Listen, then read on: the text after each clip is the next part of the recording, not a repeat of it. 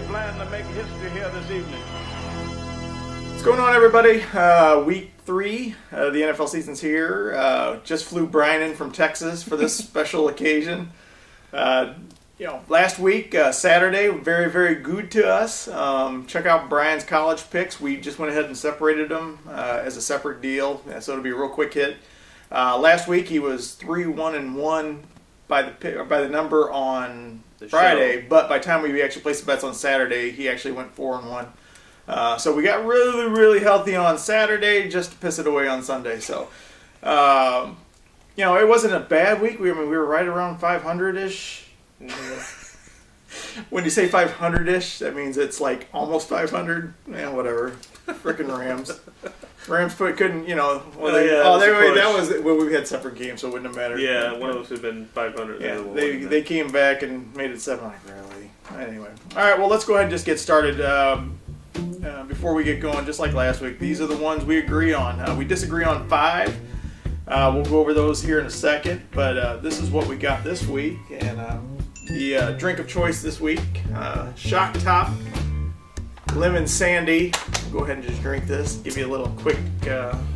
And my drink of choice is Abso Pure Natural Spring Water, provided to me by the parking spot at the St. Louis Airport. Thank you. That's horrible. It's supposed to be lemonade flavored, but I'll be honest with you, it tastes peppery or something. Were you trying to go on a little spree here besides Bud Light Lime or Yeah, something I've been trying some different ones lately, but this is Shock Top Lemon Sandy, and I'm going to be quite honest with you, it's fucking horrible. But you'll finish it. I'll finish it, but it's a beer. Still got alcohol in it. Yeah, here you Oh, that's not. I might not finish that. It is bad. go. You bought it. Anyway, all right. Well, this is the ones we disagree on this week. First up, we got the Houston Texans against the Baltimore Ravens. Ravens getting the win last week at home. I didn't think looked that impressive from what I saw. That was our suicide pick for last week, so we were kind of sweating it a little bit because I think at halftime it was still close, and I'm like, oh, mother. What, the Baltimore game? Yeah. It was 6-0 Cleveland at halftime. Yeah, so I'm sitting there like, oh, shit. But I'm kind of glad we got them out of the way because I don't think Baltimore's that good of a team. That's why I'm going to go ahead and take the Houston Texans minus 2.5, even though they're on the road. Ed Reed's supposed to make a start. Right now, I think he's planning on it, so that's really good. Joe Flacco just doesn't have the weapons. I don't know. And Ray Rice is banged up. He said a game time decision. So I'm going to go ahead right now, take the Texans minus 2.5. I'm taking Baltimore. I look at Houston. They got down 28-7 to San Diego. They were down to Tennessee at home. I look at their stats. They're like number 4 on offense or number 4 on defense, but they're just not clicking. And now you look at Andre Johnson with a concussion, may not play. And I look at the receivers, and Hopkins has been good for a rookie. Of course, you got the tight end, you got Foster, so they can run the ball, but I just don't know where else Schaub's going to go with the ball. So I think the defending champ at home, this is a big game for them. This is where they can try and make a statement. And they're dogs. So I'm taking Baltimore here, and we'll see if they pull it out. The next game we differ on, go figure. I think every week we differ on this team. Don't ask me why. The St. Louis Rams at Dallas. Dallas favored by 4. Just like last week, I'm taking the Rams here. I think the front 7 can put pressure on Romo. When you do that, you get errors, you get interceptions. I worry about the run game because I think the last time we played at Dallas, DeMarco Murray had a huge game. Hopefully that doesn't happen again. But I like the Rams here to go and hopefully win, but if not, lose by 3 or less. Yeah, I'm not that sold on the Cowboys, but the Cowboys being at home, Des Bryant, Miles Austin, Jason Witten, the Rams secondary is looking horrible this year. Last week, Julio Jones could do anything he wanted at will, and you got a similar receiver in Des Bryant. DeMarco Murray is a good enough running back that he can take over a game when they need it. That being said, the Rams do have an offense when they get behind. So, but 4 points is too small for them to come back. Look for the Cowboys to win this one by 10. Wow. Yeah, and I don't even think it's going to be close. I really think it's going to be the same situation they're in. They get themselves into trouble early. I'm not gonna watch this game with you. Next up, we have the Bengals hosting the Green Bay Packers. I actually have the Packers You took the Bengals in this one? Mm-hmm. All right, I'll take the Packers -3, even though another road team favored. Bengals look decent.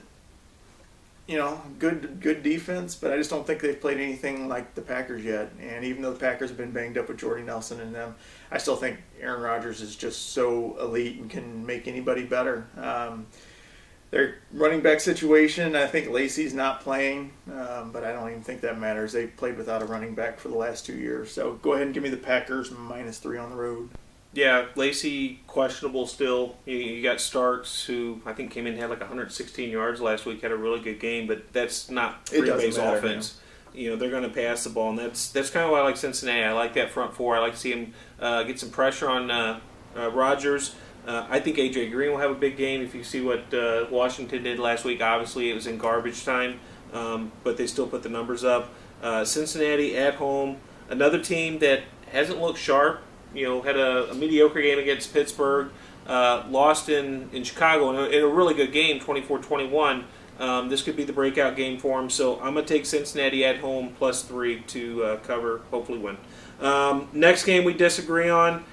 We've got Indianapolis going to the San Francisco 49ers, or we can start naming them the Felons. We were just watching something on Alden Smith, another Missouri guy, getting a DUI at 7 in the morning, blowing a .15. And with pot. And pot right before practice, so don't know where his head is, but they're not going to suspend him, so, do what you got to do. San Francisco's favored by 10 points. San Francisco looked terrible against Seattle. I don't know if that's because Seattle's just that good or San Francisco just doesn't play well there. I think last year they got blown out in Seattle. I like them to rebound here. Indianapolis coming off a loss at home against Miami, which I thought would happen, but still, I know they got Trent Richardson. I don't see him doing a lot against San Francisco, so I'm taking San Francisco at home to rebound with their defense and to cover 10 points. Yeah, I don't know. It seems like when the San Francisco that first week and Anquan had his whatever big. Homecoming out party or whatever. I tell you what, I wouldn't tell Anquan he's gay because he's badass. He went to Florida State. He is badass. But Anquan, if you've had him on your fantasy team anytime in the last 2 years, he does that. He'll have a huge game and disappear for 4. I really think, as I said last week, I'm not sold on Colin Kaepernick. I really think that the league can find a way to stop him. That being said, the Colts have struggled. I wouldn't say that they've really just torn it up. I think that was a bad loss last week. Where did they play? Who did they play again? Miami. Yeah, I really think that was a bad loss. That's a game I don't think they should have lost. The return Richardson coming in will help. If he does play, that full time, I don't even know. Like I said, I'm not an insider, so I don't know if he's going to come in and play like a full-time running back right off the bat, if they're going to limit his carries. But if he does, look for that just to be a huge spark. Look for the Colts to keep it close. I ain't going to say they're winning this game, but I can say they can keep it within 10, though.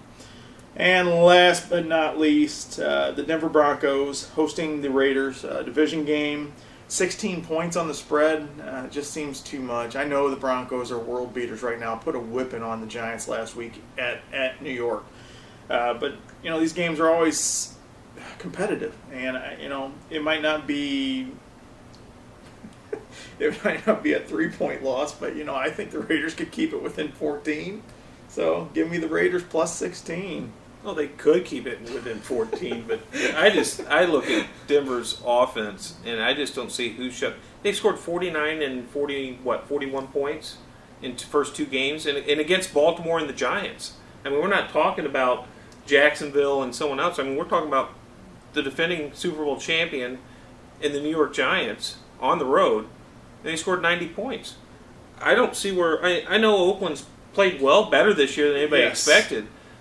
I just don't know what Oakland's offense can do. I mean, you got Terrell Pryor. I don't see McFadden having a big game here.